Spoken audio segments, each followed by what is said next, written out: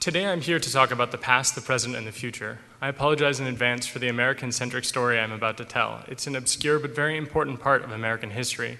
It probably sounds familiar to those who lived in East Germany. However, I'm telling it because it relates to our present and how we will shape the future. I highly encourage everyone interested in this topic to read the book, Spying on America, the FBI's Domestic Counterintelligence Program by James Davis. It, along with a specific friend of mine who's heavily watch-listed, is the inspiration for what I'm about to say. So, to my friend who is watch-listed and hopefully watching right now, hello. From 1956 to 1971, the Federal Bureau of Investigation, also known as the FBI, ran a series of counterintelligence programs collectively known as the Counterintelligence Program, or COINTELPRO. Realistically, the anarchists of the early 20th century, such as Emma Goldman, faced similar measures, but under totally different legal and usually illegal authority. COINTELPRO was different. It was authorized by the US President Truman and the FBI Director, J. Edgar Hoover, to fight the supposed threat of communism under the cover of total secrecy. And so began McCarthyism, a great shame for my country that destroyed countless lives under the banner of patriotic nationalism. The first COINTELPRO operation was Communist Party USA, or CPUSA. And over the years, COINTELPRO expanded, like all so-called law enforcement seems to do, until it covered nearly every anti-war protester, every anti-Vietnam group, the civil rights movement, and even a few white power groups. The FBI's actions included blackmail, physical violence. They broke up marriages, happily and with glee. They recruited telephone switchboard operators to wiretap phones. They broke into houses to plant listening devices, and much more. They even took actions that resulted in the deaths of completely innocent people. But for nearly the entire time that COINTELPRO was happening, almost no one in America knew, and those targeted were often dismissed as being crazy or worse.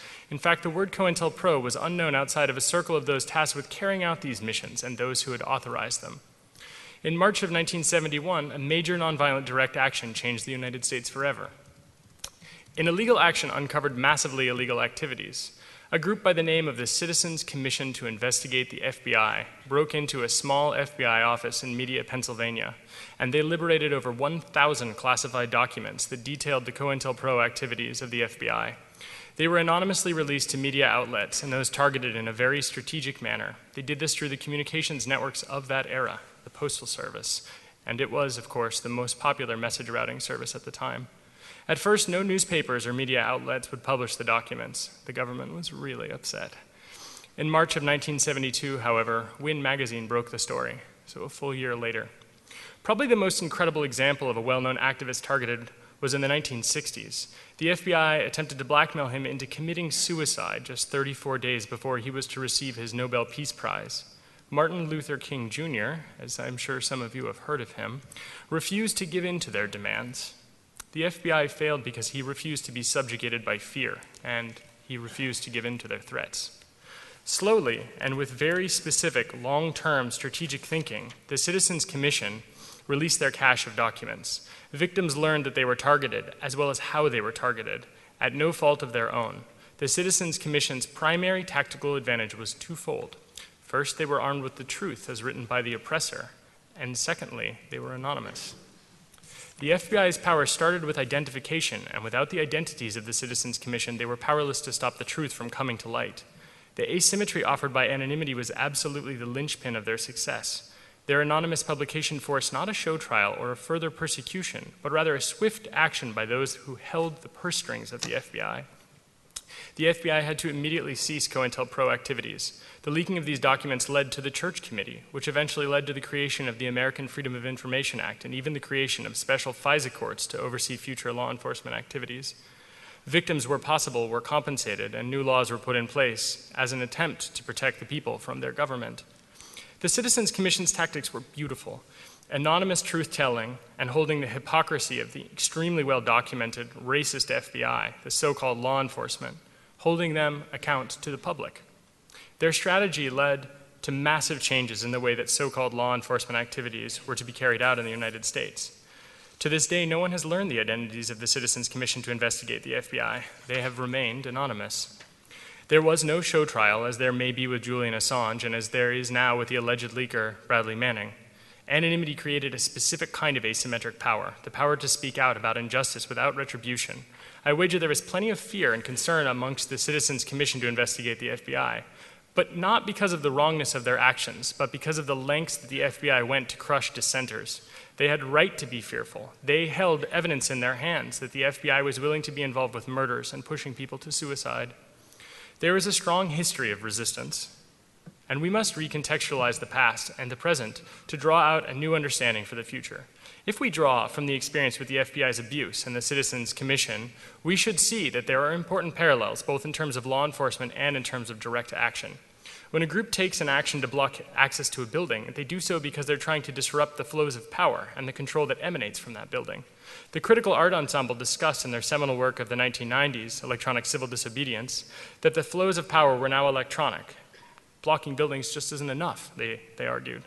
After the battle for Seattle, though, we realized that the flows of power are both electronic and analog at the same time. So when Anonymous hacks H.B. Gary and shows ties between corporations and the US government, where they wish to smear Glenn Greenwald for his wonderful journalistic work, where they wish to watch, list, and harass others, such as myself, in fact, we can see that Anonymous is performing a similar service to the Citizens Commission.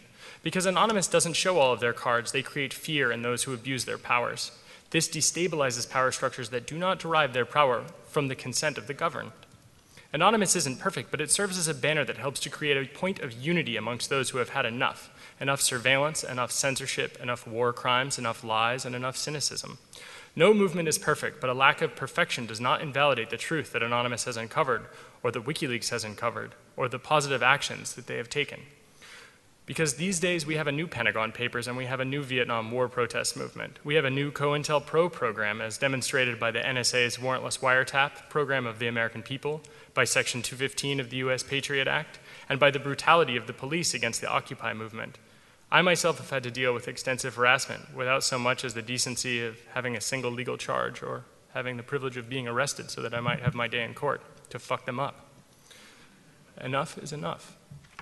Today's Citizens Commission is, in fact, anonymous, and other groups aligned in action. Today's FBI is the military-industrial complex and its cronies of privatization. It includes the FBI all over again. H.B. Gary was essentially performing COINTELPRO actions against WikiLeaks and Anonymous. We can see an important parallel with them. Anonymous hacked them. It was the equivalent of breaking into their building and taking their files for the greater good. When they published the files, there was a huge outcry against H.B. Gary for their obviously illegal activities and their partnership with government agencies and their seeking for future partnerships. And so when we see analog denial of service attacks on buildings by those involved with the sit-in, we should know they paved the way for electronic sit-ins against the flows of power, the flow of money controlled by PayPal. When Anonymous performed a denial of service attack on PayPal in protest for them cutting off WikiLeaks, as the PayPal 14 are accused to have done, we know that this is in the rich tradition of nonviolent resistance in the face of abusive power. There is no permanent damage done, no servers harmed, and no Loic cannon operators have been pepper sprayed in their eyes. Still, there is a lasting impact, and it raises the important debate about the financial blockade against WikiLeaks.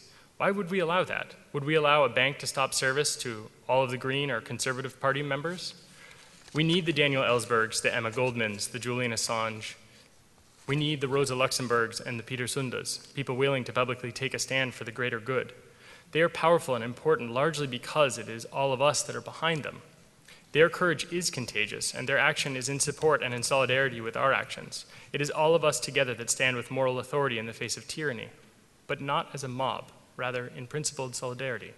What we need now more than ever is another Citizens Commission to investigate the FBI. And it sounds like Germany needs a Citizens Commission to investigate the Verfassungsschutz. As I understand things, they are now believed to have been working with the extreme right-wing Nazis who recently murdered a number of Turks. Someone must take action against those that enabled these Nazis to murder people. There's a chain of command, a structure of power involved. Those people have names and must be held to account.